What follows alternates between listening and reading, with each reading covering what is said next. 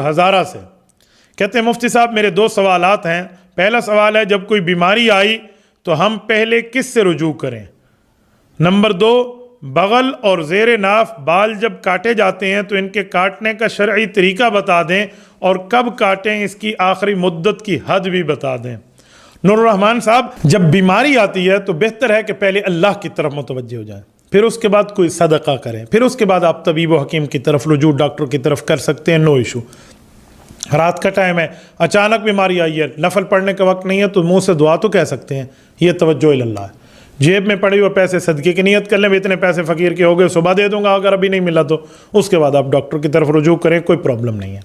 رہا بغل اور زیر ناف بال کاٹنے کا شرعی طریقہ اور ان کی مدت، آپ نے اچھا کیا یہ سوال کر لیا۔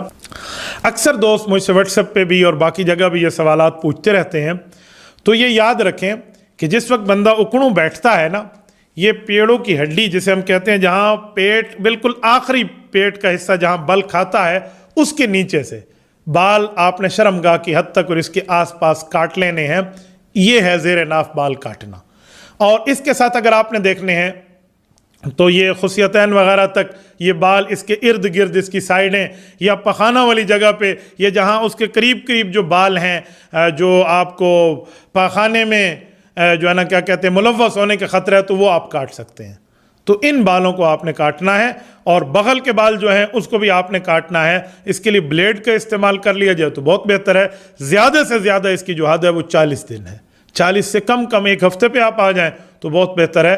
ان میں مکمل رانے شامل نہیں ہیں جیسے عام طور پہ لوگ سمجھتے ہیں، یہ رانوں کی صرف جڑوں تک ہے، رانوں کی جڑوں تک ہے، یہ زیر ناف کے پیڑوں کی ہڈی سے لے کر جیسے وہ پیٹ کے پہلے بل بالکل جہاں ختم ہوتے وہاں سے لے کر لوگ اس کو پورے رانوں تک اس کو چلائے بیٹھتے ہیں۔ بعض اوقات لوگ ہم سے پوچھتے ہیں تو کوئی پتہ نہیں بالشت کا حساب کر کے کہتے ہیں اور کوئی اس طرح، یہ ساری اسلامی باتیں نہیں ہیں۔